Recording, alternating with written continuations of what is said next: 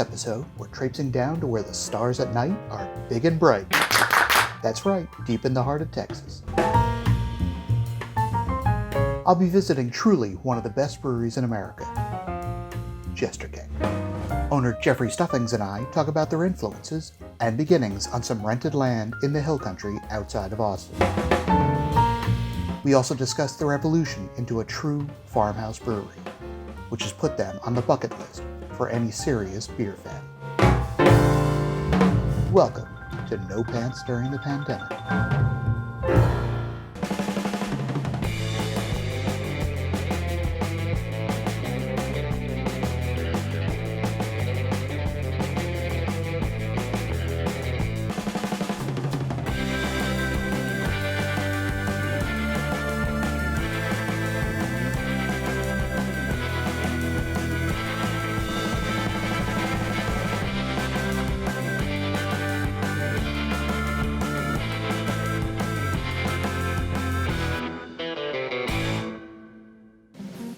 Hi, I'm Kevin Brooks, and this is No Pants During the Pandemic. Today I'm thrilled to be speaking with Jeffrey Stuffings from Jester King Brewery in Austin, Texas. They're my favorite American brewery. If you don't know them or you haven't had their beer, you need to rectify that problem. Well, let's get started. Hey Jeff, how you doing today? Great, Kevin. Thanks for having me on. My pleasure. I know you're short on time, so why don't we just start at the beginning? Why don't you tell me a little bit about yourself? Yeah, my name's Jeffrey Stuffings. I'm the co-founder of Jester King Brewery in Austin, Texas. We opened in 2010, so we just turned 1 decade old. When you opened the brewery, where did you set up camp? We're on the outskirts of town on a ranch in what's known as the Texas Hill Country. We're about 18 miles from the Texas capital to the southwest. So we're right on the edge of Austin, Texas. My brother and I got a random call out of the blue back in 2008 from a rancher family that was interested in hosting a brewery on their family land. And we already knew that we wanted to pursue wild and spontaneous fermentation. And I'll be the first to say that you can absolutely pursue those styles as you're aware of in more urban environments. But just kind of the more like whimsical or traditional or philosophical nature of being on some land that has the potential for agricultural growth did appeal to us. And then flash forward 8 years, and that rancher family was interested in kind of retiring and moving out west. And Michael and I and through Jester King were able to qualify for a small business loan, SBA loan, and we're able to own our own dirt and start our own farm to complement our brewery. So you started with that, what was it, a small machine shop? Was that what the building used to be? Yeah, it was. The building itself was a transplant. We found it in southern Texas in the town of Victoria. It was only $5,000 for the building. And we had to go down there and take it apart ourselves and move it to Austin and then reassemble it, which took about a year to do. But we, had not a lot of dollars, but plenty of time and will. And so we went about reassembling the brewery, about a 3-hour drive away from where we found it. And we're able to, turn it into a brewery. Even when we, fired up our system for the first time, we didn't even have, all 4 walls around us. But yeah, it worked out. And it's been a pleasant place to call home. There's no heating or cooling. There's no climate control. So that's been one thing that kind of shapes our brewing schedule is when it's wintertime, we focus more on brewing beers that are going to go into oak and go through, long, slow maturation at cooler temperatures in oak. When it's hot, we focus on, quicker turn mixed fermentation beers like Petite Prince, our table beer, which kind of benefits from, starting out fermentation at 75 Fahrenheit and free rising up to 90 Fahrenheit by the time primary fermentation is over. That's kind of, I guess, one of the more underrated aspects of what we do is just being in a uninsulated brewing environment and the impact that has on fermentation. Now, you didn't originally start in brewing. You started a slightly different career path in mind. Yeah, I was a poli-sci major in college and had an interest in law and politics and ended up going into law school and was a public defender for a couple of years. Liked law, but ultimately my hobby at the time, which I developed in law school, became just a passion of mine. And when I moved to Texas in 2007, following my wife Amber here, just the hobby kind of took over where I wanted to pursue it professionally. So, in '07, you began planning it and you partnered with your brother and then opened in 2010. What's the whole process like, at least in Texas? I know it's got to be complicated. Yeah, Texas at the time had relatively few breweries. I remember the Houston Chronicle stated we were the 12th brewery in modern history, anyway, to open in Texas. Now there's over 300. So, our scene has grown dramatically over the last decade. But going through the steps of opening, my brother and I, we started building the brewery, fundraising, kind of finding a physical space, buying and installing tanks and all the supporting systems of that. And then I'd be remiss if I didn't mention, our mutual friend, Ron Extract, who we came into contact with, during our build out. Ron initially approached us about initially distributing our beer in Texas, but then he left our friends at Shelton Brothers around that time, and then came on as part of Jester King. I had discovered wild fermentation prior to meeting Ron, but through his influence, it kind of pushed us in the direction of wild and spontaneous beers. When you guys started, there were probably a bunch of people that thought you guys were a little loony for trying to do this, much less do it in Texas when nobody else was doing it. Looking around the landscape at the time, a decade ago in Texas, there was some really nice, English and Belgian inspired and German and Czech styles. But as far as kind of that farmhouse Franco-Belgian tradition, there was essentially, I don't want to be, painted with too broad a brush, but like zero of the beers inspired by that tradition, being brewed in Texas at the time. So I felt, there was an opportunity for us to kind of represent that. There was some hesitation, just kind of given that it was something new and unusual to the Texas market. But again, thanks to kind of that Shelton Brothers network that we were, initially kind of, tapped into, our feeling was that if, beers inspired by that, wild and spontaneous tradition did not excel in Texas, that there was a method to get those to a broader audience. Fortunately, it was kind of quite the opposite. People really latched on to what we were doing from an early date. And we found, as a brewery doing like 400 to 600 barrels a year, really no problem at all selling our beer in the Texas market, which was very encouraging. Who inspired you? We're inspired by kind of classic Franco-Belgian farmhouse ales, and that's been the main focus of what we do, as well as spontaneously fermented beers for, again, a decade now. Taking one step back, when I was an undergraduate, I was in the Midwest and discovered Jolly Pumpkin artisan ales by virtue of being, close by and also being just like a burgeoning, beer geek, trying to taste everything I could under the sun. Jolly Pumpkin really stood out. It's just like special, unique beers. And, through Ron Extract's connections, I was able to meet and make a connection with Ron Jeffries from Jolly Pumpkin. And that was just a major influence. At the time, there wasn't a ton of really wild and spontaneous focused breweries in the United States. Allagash was absolutely one of them, especially in terms of their coolship program. Russian River, their barrel-aged wild beers have been, hugely inspirational to us. And then also, Vinny Solerzo has just been an open book and wealth of knowledge for us. In terms of, the European tradition, Cantillon, Thierry, Duranca, a lot of the beers that are kind of key to that Shelton Brothers portfolio had just a huge influence on us in terms of, again, kind of dry, drinkable, semi, hoppy and bitter and mild acidity, just doing things that are very artful and drinkable. And like a lot of what we do here at Jester King today is really trying to take those same principles of, wild fermentation, full attenuation, working with interesting local ingredients and letting the wild yeast and bacteria transform those ingredients into something special. That is really just carried throughout everything we do. I love talking about our inspirations. They're very near and dear to us. And, I'm grateful to be able to nowadays refer to some of those people who inspired us as friends. What was your plan?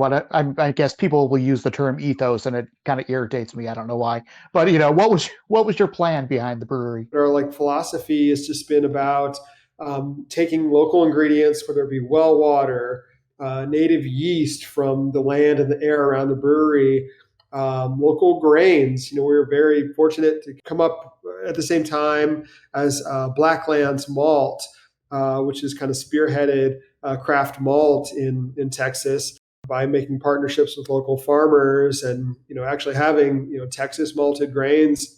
And then local adjunct ingredients, herbs, spices, fruits, vegetables from, roughly like 100-mile radius around the brewery, to take those ingredients and then watch as they become fundamentally transformed through wild fermentation. There's a winemaker in the Hill Country, Lewis Dixon, from a winery called Cruz de Comal. And, he says, my secret is there is no secret.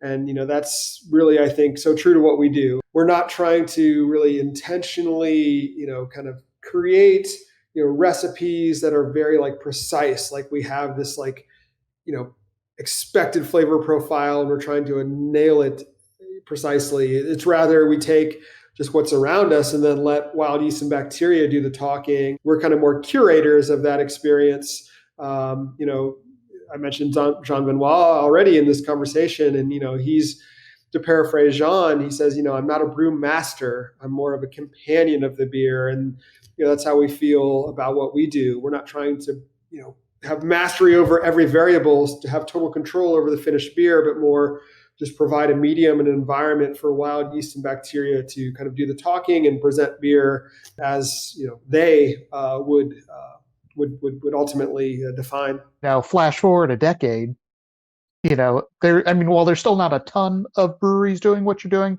but there's quite a few, and they're inspired by you, much like you were inspired by Cantillon and Jolly Pumpkin and all those others.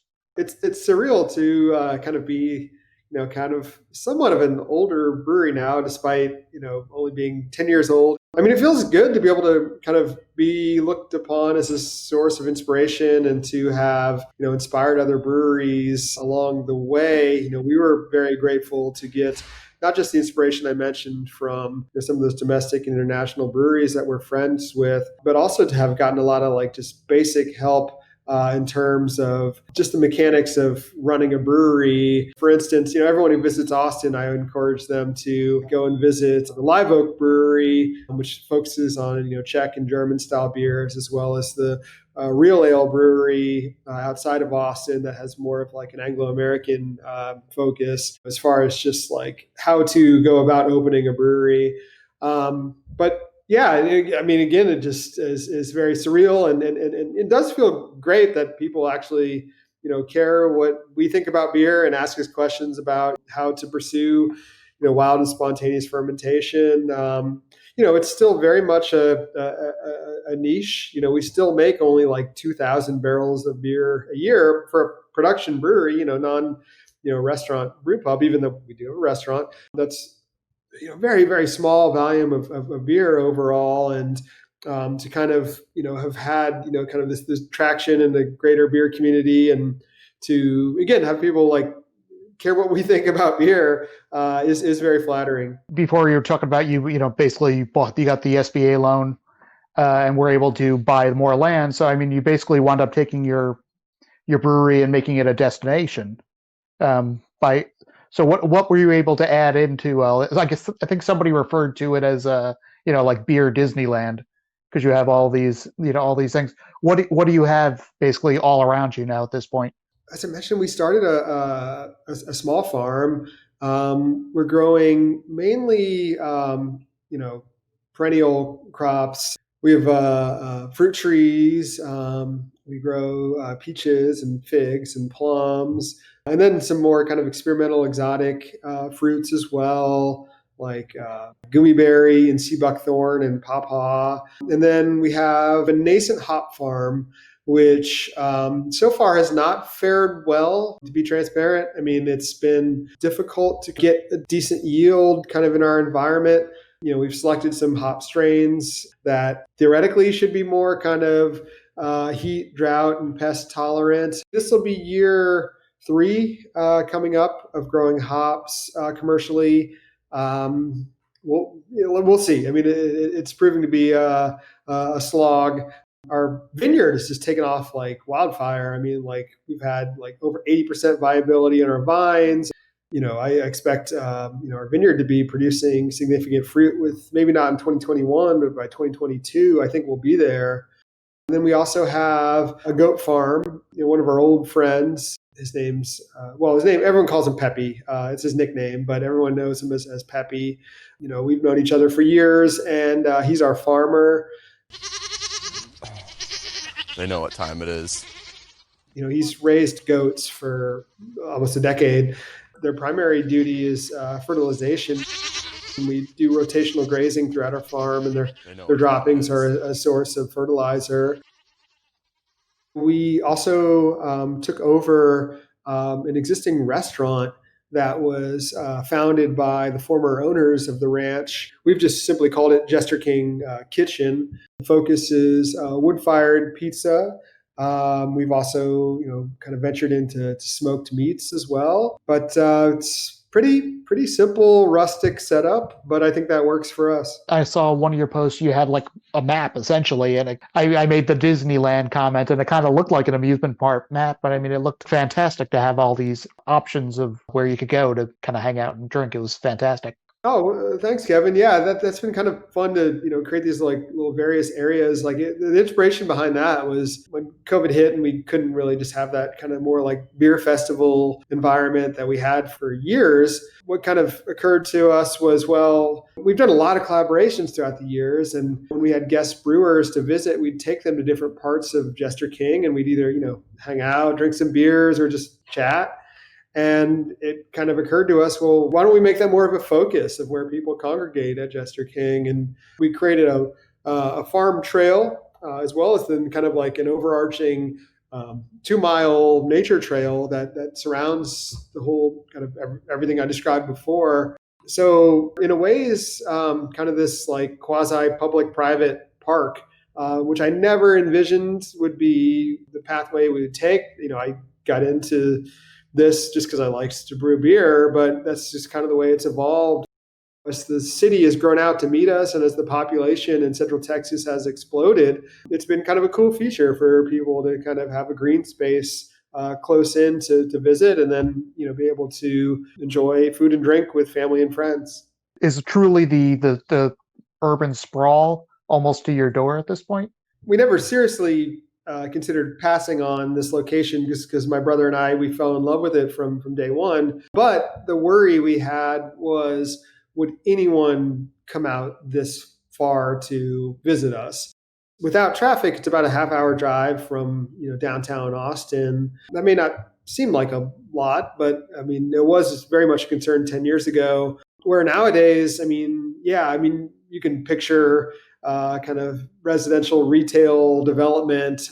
It is, it's not like literally on our doorstep, but it's very, very close. By buying that land, you've actually wound up conserving that property, so it'll hopefully stay open for you guys, but, as the sprawl continues past you. Absolutely. I'm still plan on pursuing, the beer business, hopefully for several more decades. But, I have turned 40 now. So I guess, those thoughts of kind of legacy kind of like creep into your mind. And, the legacy of Jester King, I think, is a place that, first and foremost provides food and drink for people to enjoy in an interesting, comfortable setting is at the forefront. But just kind of providing like a conserved space to the greater Austin area. And we're obviously not the only green space in the area, but if we could be one of them, and one that's unique in terms of incorporating wild fermentation, then that would be pretty special. We've had preliminary conversations with some of the local conservation organizations, and I could very much foresee ultimately like deeding over the land to a nature conservancy. Mid-March comes along, and And basically the coronavirus comes along with it. So how did you and Jester King, basically immediately reply? At first, that was a very, just kind of very uh, shocking experience to go through. I mean, we had heard of COVID-19, prior to March, but it was never really appreciated as something that could be so impactful upon us. But it went quick. It was just like all of a sudden it was gone, went from like, okay, this is something in the news, and to, oh my gosh, like we are having to close down our on-site experience, our restaurant and tasting room, which was extremely, jarring and scary. We've really tried to make Jester King as a communal, kind of mini beer festival every week type of place. Our main seating area is this old pole barn that used to be a chicken coop, and we've retrofitted it to be a place where people can kind of hang out in kind of like this, communal beer hall environment, where people, again, would be kind of like packed in very, very closely to, just did not exist at all. So from March until May, like a lot of businesses, we were just doing to go or takeout, curbside business, which, under the circumstances, that was good. It exceeded our expectations, the support we got for, drive through and curbside. From a brewing perspective, yeah, I mean, there was change. We didn't make hardly any beer in kegs. It all went to package with the bar closures. And then we also, some of the beers that were more kind of like for on-site drinking, just like our table beer, or some of just like the real like simple saisons that, just were for everyday drinking. Some of those kind of got, moved off of our schedule, rather for some of the kind of barrel-aged wild and blended beers or beers re-fermented with fruit, because our core business just became to go, less for everyday drinking. So we're finding it was more kind of the beer traders and geeks that were kind of more supporting us during those first few months, again, which I'm grateful for. In May, we got the green light to reopen, but with, obviously, health and safety requirements. Fortunately, we're on a ranch, like I mentioned, so we spread everything out, like way out. Like we put these little like seating areas like all throughout the ranch, like in our goat pen, and in our little nascent vineyard, and in our little orchard, and our like little pasture.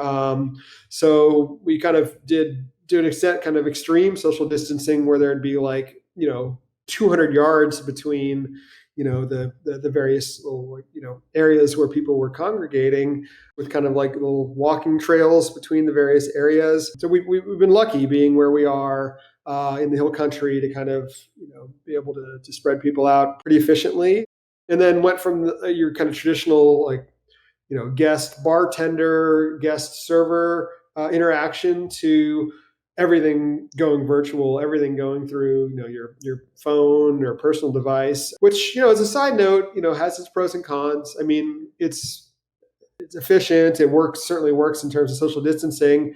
I do very much miss the educational aspect that you get from that interaction. We spent a lot of time making sure all of our bartenders and servers were very well versed on beer, fermentation, pairings, trying to, again, really be a great place for kind of, educating and describing and creating, positive experiences around beer, to kind of, just now just being through like the written description you get on your cell phone. So, I look forward to when, we can kind of rekindle that face-to-face interaction. Right now we are going through what I'm sure breweries in more northern locales are going through, which is increasingly small windows of time in which people are willing to sit outside, if at all. That pole barn I mentioned, we have reopened, but it is, considerably spaced out. So our kind of temperature controlled seating area is pretty minimal right now, which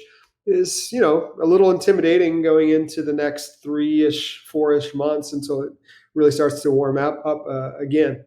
You mentioned the northern cities. For the northern cities, the summer was their high point. For you, it probably gets a little rough at some point in the summer because it actually gets too hot um, for people to be sitting out in some of those open areas. That's interesting, Kevin.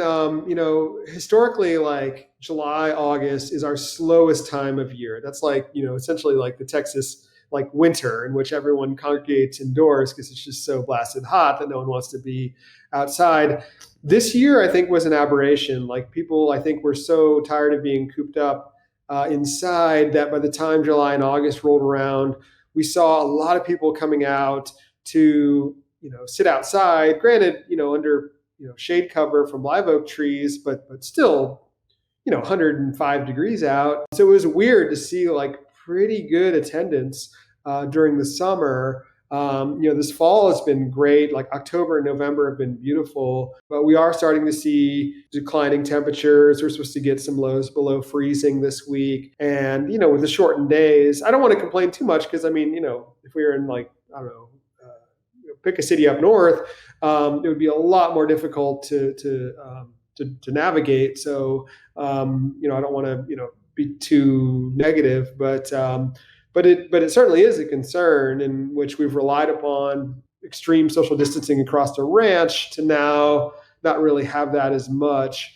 With that said, our winters are pretty short. By March, it is nice out again. And, as a side note, back in March, when we were in just like panic mode, we didn't know if any, help was coming. Ultimately, we did receive help from both the state and federal governments. There was the PPP program, which we could go down a deep rabbit hole on kind of the government involvement and politics of all this. But like long and short of it is we did get help, which helped a lot to get through so far through this mess. And then, also we inherited a small private event space from the Rancher family. That's been the area of our business that was really hit the hardest by the pandemic. Private events are virtually non-existent now. We're hopeful that by next fall, hopefully, the spring, I'm sure there's still going to be a lot of caution, understandably. But our hope is maybe by like fall of 2021, we'll kind of get to see private events come back. Did you have to furlough staff? Yeah, we did have to furlough staff. Particularly our front of house. Yeah, servers and bartenders, kind of the hospitality industry in general for us. Those were the members of our team that really were impacted the most. We set up a GoFundMe for the employees that were furloughed, and we've been able to hire some of them back, but still just now relying on contactless everything right now. We're not back to full strength, and it's not even clear that we will be. So, that's been the human element of COVID.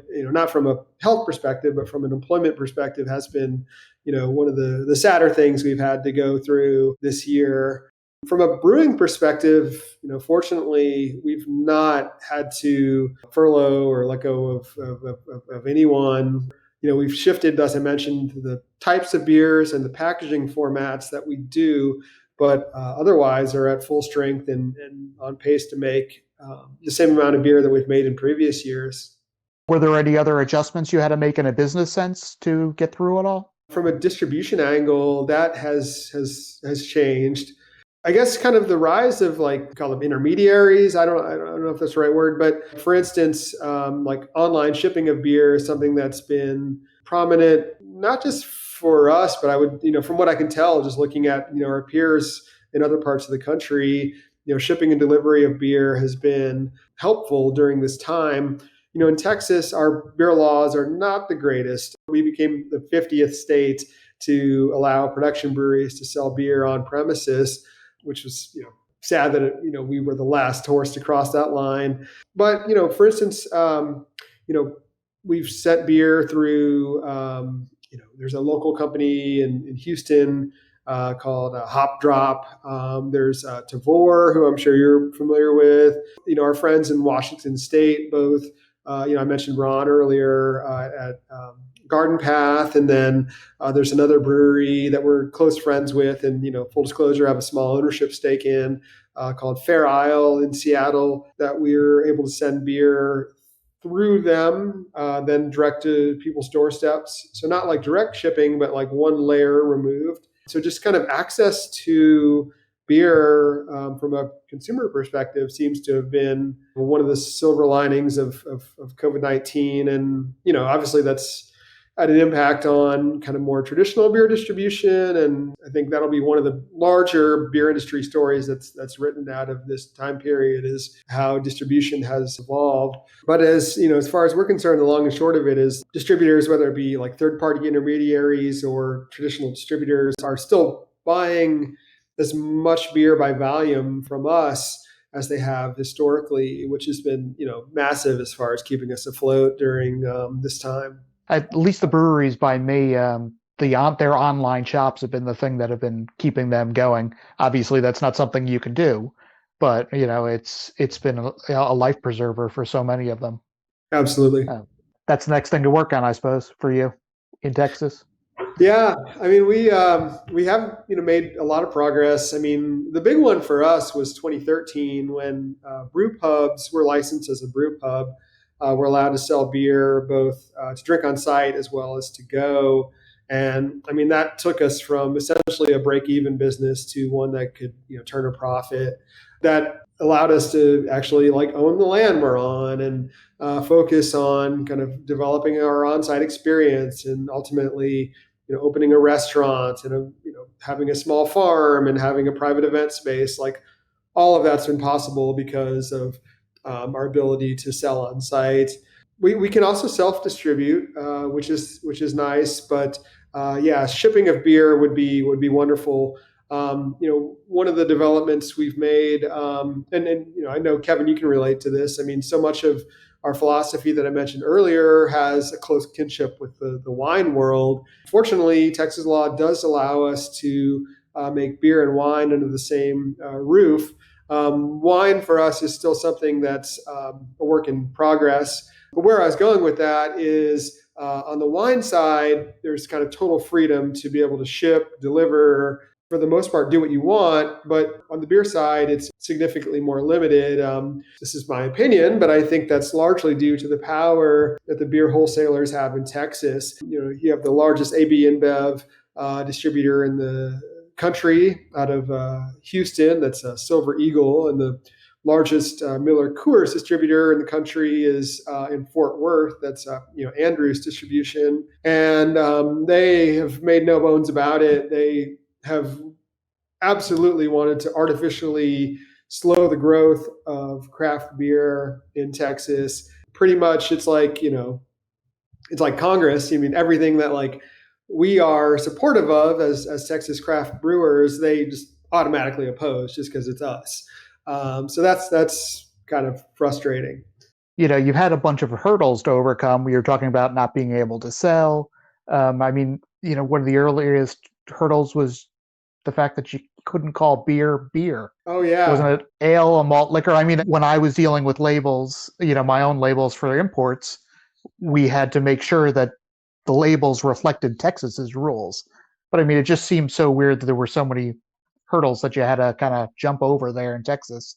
Texas has consistently been behind the times when it comes to beer laws. And one of our biggest frustrations was the nomenclature, which harkens back to pre-prohibition times where, anything over 5.1% by volume was officially declared ale or malt liquor, whereas everything under 5.1 was officially beer. So you'd get these bizarre scenarios where you'd have let's just say it was like a Doppelbock or something that was over 5%. And you could not legally call it a lager. It had to be called an ale, which just, in practical terms makes no sense. So we had the opportunity to be part of a First Amendment lawsuit along with a local retailer and distributor to challenge that nomenclature on the basis of First Amendment commercial free speech. And the judge wholeheartedly agreed with us and just basically struck down that those laws in Texas, which on a practical level we are proud of because it made it easier for imported beers and out of state domestic beers to make it into Texas. To this day, our licensing fees are still astronomical, which is the reason that I think a lot of small artisanal breweries are not available in Texas still, despite the fact that our beer scene has gotten much better over 10 years. But that's still a major frustration of ours. The reason we've never had a proper beer festival at Jester King, we do events, but we've never had a proper beer festival at Jester King because those beers from our friends who are small independent producers are too expensive to bring into the state. I mean, I know I'm preaching to the choir here, but that's been a huge frustration of ours. And, again, the reason why we've never felt compelled to do a beer festival at Jester King. If everything had been normal, if everything had just continued as it was, there was no coronavirus, what was the next step for Jester King? COVID has kind of delayed our plans to start a commercial dairy, but that is ultimately something we look to do as well, is to start a commercial dairy for our goats and make cheese. Virtually all forms of fermentation is something we'd like to pursue ultimately at Jester King. Whatever the source of fermentable sugar, just kind of applying airborne or wild microbes to those sugars to create interesting flavors and aromas is really, the heart of what we do. One thing that we are still going ahead on is, our next major sustainability project, which is wastewater reclamation and irrigation. So we've gotten approval from the state to take our wastewater from brewing and then be able to treat it on site and then land apply it for irrigation. It's not going to happen. We're getting to the end of the year here, obviously. So it's going to be, hopefully within Q1 2020 that we get that done. So we're happy that project hasn't, been delayed or put by the wayside because of COVID. And then, also keeping up with the times, we started in early 2020, prior to March when, stuff really hit the fan with COVID, to putting our beer into crowlers and cans. We've done large format bottles, and that's still the vast majority of what we do, but diversifying into canned beer is something that's new for us that we will keep doing. And then as well as pure culture fermentation. I mentioned earlier that, before we could sell beer on site, it was, so much of, kind of beer geeks and beer traders, aficionados, whatever you want to call them, that would, queue up for our beers. And that still happens to this day, thankfully. But the city's grown out to meet us. Like I mentioned, we see more clientele and guests that are just like, I just want a pale lager. I just want like a pale ale. So for that on-site experience, like now we, by volume, I would say, over 80% of what we do is wild and spontaneous. But, especially for our on-site experience, we've, adopted pure culture fermentation as well. Is there anything you want to add? I guess yes, in the sense that beer is I've heard the phrase before. Beer is people, and I think there's a lot of truth behind that on multiple layers. And the one thing that I've missed the most this year has been beer community. We've talked about some of our friends in this conversation, and it's been, surreal and, difficult, not to be able to really see the vast majority of our friends in the industry during 2020. And while on one level, just speaking for us at Jester King, we may not travel as frequently and as broadly and participate in as many events as we did in the past and do as many collaborations as we've done historically.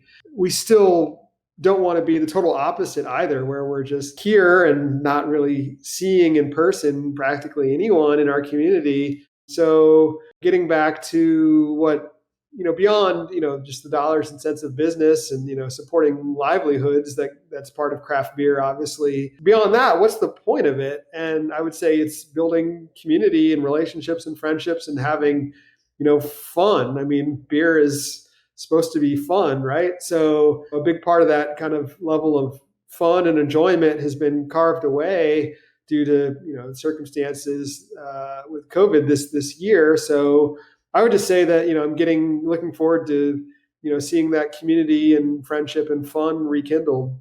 Jeff, thanks for all the time. I wish you the most success, continuing through this craziness, but in general in the future. I appreciate all the time. Oh, thank you, Kevin. Yeah, it's good to reconnect with you. It's been a while. Bye, Jeff. If you'd like to learn more about Jester King, or how you can get your hands on their beer, then head over to their website. The link's in the video's description. And remember, if you like this video or any of the others I've done, please subscribe to my YouTube channel. Thanks, and I'll see you next time.